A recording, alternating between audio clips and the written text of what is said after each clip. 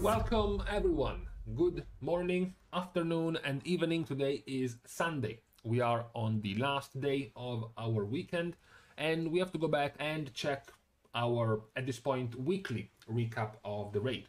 So we're going to be looking at some cool numbers, some cool rankings and some cool charts about how the raid has been going so far, the popularity of the specs, which specs are being played more, if there are some new trends worth checking out on, as well as the performance of the specs in the raid.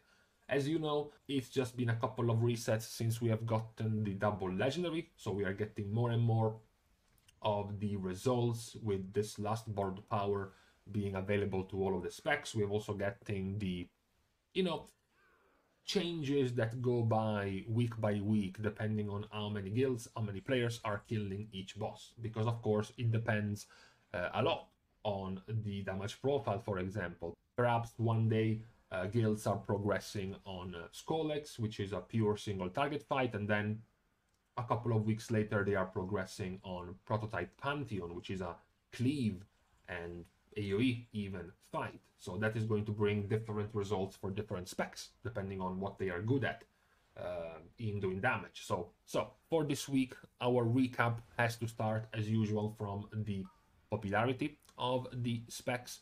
We are starting this time around with the tanks. Why are we starting with the tanks? Well, we are starting with the tanks because they are the least changed overall. And we still have the combo, the married couple of Blood and Brewmaster at the top, and Protection Paladin also being down in third place.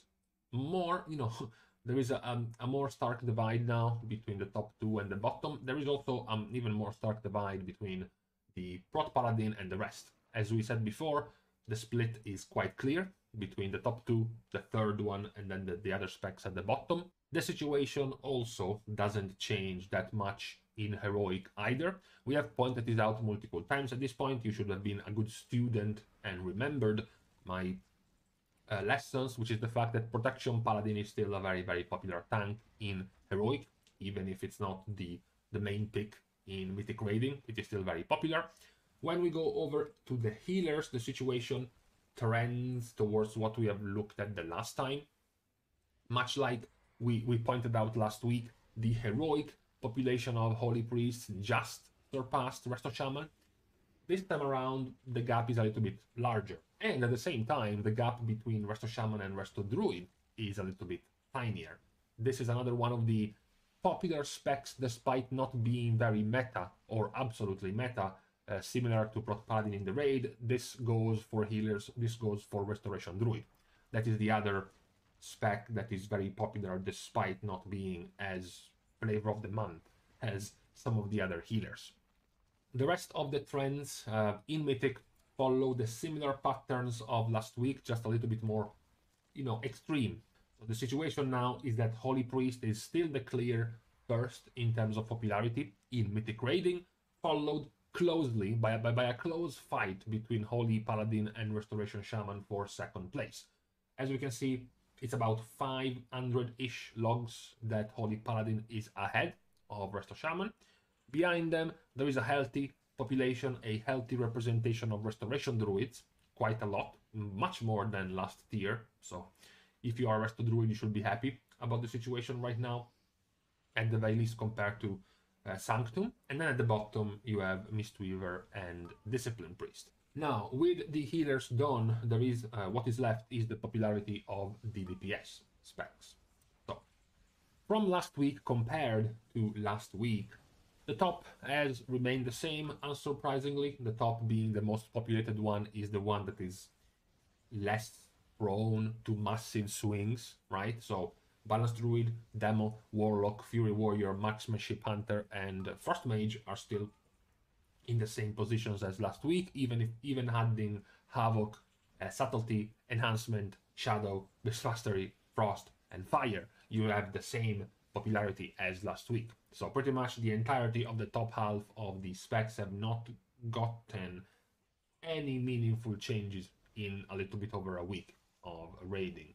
At the bottom, the main change to look at for this week, which will also look in the performance, the main change in popularity for this week goes to Destruction Warlock. Destruction Warlock was last week second to the bottom, only beating Outlaw Rogue.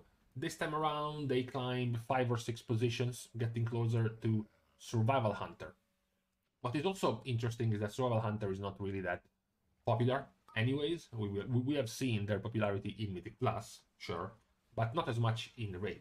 This is not the same discussion, for example, for Enhancement, which, while still being popular in Mythic Plus, perhaps not as much as a Survival Hunter, but still popular, it is definitely more represented in the raid than Survival. Now, besides these specs being the slight changes of the week, not much else is changing as far as the popularity is concerned, which leads us to be talking about the performance then of this week. What has changed, if anything, for this week? We are going to also look at the different bosses as well, just to see how things have been changing boss by boss. But first, you have to look at the overall picture, the overall performance in about 8 days difference from last week to now in how the DPS have been performing in the raid so far. So in the overall picture, the first thing to point out, last week we mentioned that Warlock specs were quite volatile in their performance except for Demolock.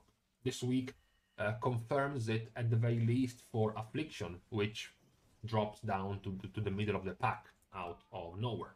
We do have the simultaneous combined rising of both Shaman specs. We have Enhancement Shaman climbing 3 positions, and then we have Elemental Shaman climbing 2 positions. Now, Elemental Shaman is 3rd, and Enhancement Shaman is 7th. I would like to call on the memory of all old-time, old-school Shaman players and tell me if they remember a time where both of the Shaman specs of DPS were in the top 7 of performance in a raid. It might be that I'm getting senile, but I don't remember a time where both specs at the same time were doing this well in the raid. We could make a similar argument for Death Knight specs. Although it's not as good, although it's not as promising either, we do have a significant rise of Unholy. Frost Death Knight has remained more or less where it was before, but now Unholy has skyrocketed, has leapt from the bottom half to the top half out of nowhere. More so than out of nowhere, out of getting their double legendary and more Death Knight specs getting their 4-piece set bonus. Death Knight Unholy does get a pretty decent benefit in their combined borrowed powers. So now, on top of the 2 Shaman specs doing quite well together, you also have the 2 Death Knight specs doing quite well together. Another thing that hasn't happened that often is the situation of the mages, because we have seen Frost Mage, we have mentioned Frost Mage doing a little bit better than the other specs last week, and even the week before that. This week, all 3 of the Mage specs are in the bottom half. They are still in the same composition as before, which is Frost is doing better, Fire is in the middle, and Arcane is at the bottom. But now they have slid. They have slipped even further down in performance, all 3 of them. So, quite so far at the very least, I don't want to jinx it for mage haters, but so far it's been quite a disappointing tier for mages, at least as far as the raid is concerned. They are still quite popular in Mythic Plus. We do also have Subtlety Rogue gaining a little bit more ground compared to last week. We were somewhat surprised to point out that all 3 of the Rogue specs were not doing as well as before. Now, even though Assassination and Outlaw are still not doing too hot, Subtlety is back to doing better. We have other specs confirming themselves where they were before. Towards the top half, even the top 10, you still have Havoc and you still have Survival Hunter. Marksmanship is also the other of the Hunter specs doing fine compared to the Deadliest Beast Mastery Hunter. I still want to take a second or two to point out the state of Balanced Druid. Every week we go by these performance numbers, this performance review of DPS specs, and every week we see Balanced Druid being significantly stuck at the bottom. And this week is no different. as of this point, it's now been quite a few weeks where it's either a couple of specs or maybe 3 specs doing worse than Balanced Druid. Usually it's Beast Mastery, Arcane, and Arms. One of these two usually is being beaten by Balanced Druid, but that's it. There are no really other specs performing worse than Balance, which is quite significant, quite even interesting, the fact that they remain easily the most popular of the DPS specs in the raid. Yet they also have one of the worst performances. Of course, they are not a warlock, they are not a mage, they cannot simply respec to a different spec in their class if one of their DPS specs is bad. They are balanced. Either they stay balanced or they try to go feral and change from range to melee, which is not as easy. So it's also likely why we still see the popularity of Balanced Druid being so high anyways. It's much harder to reroll out of a hybrid spec. So this is the situation when we look at the overall damage performance, at the very least, when it comes to the mythic performances. Just for funsies, we can also confirm when we go and look at the heroic performances, just because that, yeah, Balanced Druid is the 3rd worst spec in Mythic, and it's the 4th best spec in Heroic. Just throwing it out there, honestly.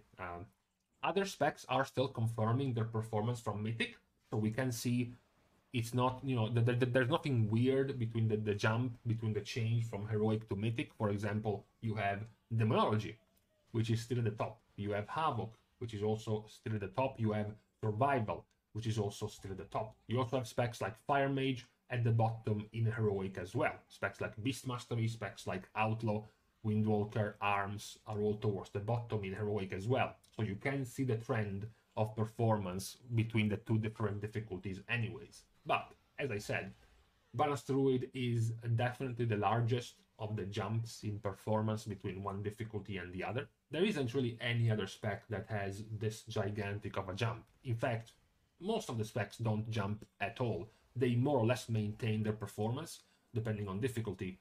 It's just very interesting, this Balanced Druid situation so far in performance.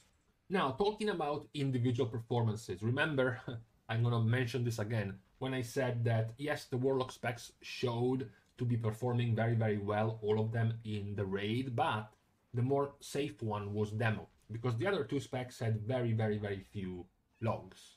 And up to this point, Warcraft logs doesn't really weigh the logs differently. It only averages them out boss by boss. So what is happening right now is that there are a handful of bosses where there are only a handful of destruction logs, like 18 logs or 42 logs, compared to the hundreds of the other specs, like Anduin, like Lehuvim, like Lords of Dread. In these fights, Destro is doing very, very well, and even though there is only a handful of logs, they are still going to be put together in the average performance for all bosses, showing Destro doing very, very well. When we look at the other bosses so far, week by week, we see when we look at Dosan that there is a massive rise of Fire Mage out of nowhere. It's good, you know, even though Fire Mage is currently towards the bottom, you can still see certain specs performing very well, boss by boss. And Dosan is mostly a 1 target plus 1 target cleave fight. And then you have the pure single target fight. The pure single target fight of Skolex. This week, we actually have Elemental Shaman climbing above Demonology Warlock. As you know, there has been a nerf to Demolock in this hotfix. Their Tyrant has been nerfed, so now Elemental has passed them. We still have Shadow Priest as a very good performing single target spec, so we have Frost Mage as a very good performing spec. And here as well, right after Dosan, we still also see a good jump in performance from Fire Mage as well. That is also quite interesting. What is not interesting is some of the other specs being less up at single target being much, much lower, like Frost Death Knight, not really a surprise to see him that low, or even Survival Hunter, not really surprising to see them as low for a pure single target fight. What we can look at this week that we haven't looked at last week is the new entry that we're going to be looking at when it comes to looking at the performance, which is prototype Pantheon. Just as I said about Skolex being a pure single target fight, changing the performance of specs, Pantheon is going to do the same in reverse, because Pantheon being a 2-target fight for 2/3 of the fight for 2 phases, and then a 4-target fight for the end, we can see AoE specs and cleave specs doing significantly better. So of course, the aforementioned Survival and Frost Death Knight doing so badly in single target are now jumping up to the top of the meters on Pantheon, followed up by Destruction, another spec very good at 2-target cleave, and then also their new AoE build possible with their tier set bonuses. So that's another thing that is happening with Pantheon when we look at it. Other known specs for their AoE and consistent multi-target damage like Windwalker Monk and Havoc and Marksmanship are still doing well in this fight, so not too big of a surprise. And with Pantheon done, we're taking a break from checking on the bosses, because after Pantheon we are starting to get a few too little to work with when it comes to data. There are not enough kills basically to start looking at the other logs seriously. What we will use these last few minutes of this video is for some cool trivia. The first cool trivia I'm going to throw at you is, which ones do you think are the bosses that cause the most deaths? So the most deaths in a raid, which are the bosses causing more deaths for a successful kill? So not the bosses that wipe you the most, just like the bosses that every time you defeat them cause you to die the most. Well, the first couple of logical guesses could be Lihuvim and Skolex. Those are quite simple fights. They don't have as much insta one-shot mechanics that you might fail if you want to kill the boss. So it's not as hard to die. What is also surprising is that Rigelon is also down there for number of deaths each fight. Of course, very few guilds and the very best guilds have defeated Rigelon so far, so perhaps it's because the players are better, right? The middle of the pack of the death is not as interesting as the top. The top 3 bosses for death each kill are Anduin, Zymox, and Dosen, with 8 deaths for Anduin, 6 deaths for Zymox, and 6 deaths for Dosen. Of course, Anduin, the end of the fight of Anduin is an absolute clusterfuck with the bouncing stars, as well as the staggering of the debuff you have to drop. And then Zymox and Dosen, of course, have their own minigames. Zymox have the ring minigame, which gets very hectic towards the end, and players get disoriented and just die. And then you have Dosen, of course, with the ring minigame, where you have to skip them, blink through them, etc., etc., which causes quite a few deaths. So I thought it was funny to see much more tough and difficult fights like Lords of Dread and like Rigelon, as opposed to much simpler fights like Dosen and Zymox, causing much more havoc in your raid. The final of the trivia bits for today is yet another quiz, a question, if you will. I'm going to show you 3 images, and you're going to have to guess what they have in common. What is the thing that ties them together? What is the link between these 3 images? So first, I'm going to show you the image for Castonatria. What is this? What if I show you and put it next to the image of Sanctum of Domination? And last, what if we now add in, up to now at least, Sepulcher of the First Ones? Now that you have all 3 of them side by side, what ties them together? What do these graphs signify? You know, there is a really big tell on what this is by the Sylvanas bar, honestly, if you wanted a tip. So, what you were looking at is the average duration of the fight in each of the tiers of this expansion.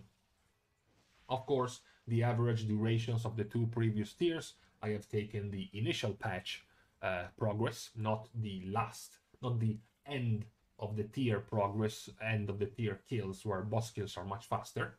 So what we have is, I believe, an improvement compared to the previous raids. I think Castonatria was a little bit too back-loaded. between the Natrius and Stone Legion Generals at the end, plus Council of Blood, and then all of the other ones before them being on the 5 minutes roughly range. I think it was a little bit too short in general.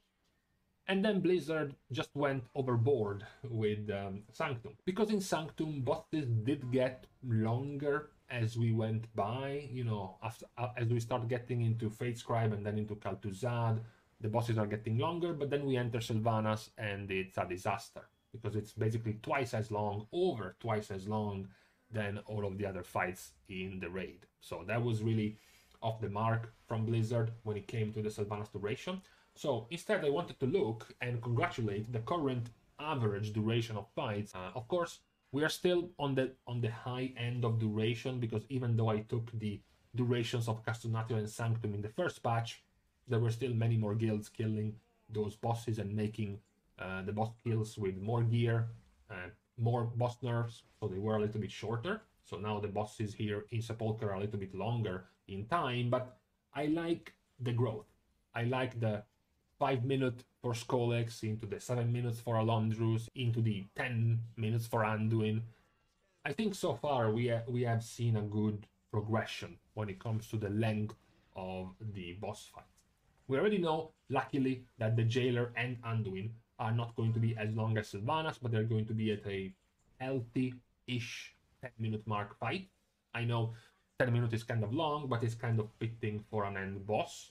I know some of you might be saying, well, Anduin is not an end boss, but I'm pretty sure Blizzard has been treating him as one, really, in anything, in pretty much everything, in the way they have been setting up the raid. So I'm gonna give Anduin a pass for being so long. Now, with this entire trivia part being done, we are also done with the video as a whole. We have looked at what things have changed in this last roughly week of the raid. So we have seen the popularity changes, few of them, the performance changes, few more of them, and the changing trends in the raid, as well as some other interesting numbers related to the deaths per boss, as well as the duration of the fights so far in Sepulcher. Now, with this being said, it's time to take a break. It's time to leave each other until next week in about 24 hours, really. So thank you guys, of course, for watching the video and for helping to support the channel. You can do more, as usual, by liking and commenting on the video, as well as subscribing to the channel. For this week only, I am not putting any caveats, any locks behind the subscription button, mostly because I can't come up with something witty right now, so I'm just going to leave it at that. Thank you guys for watching.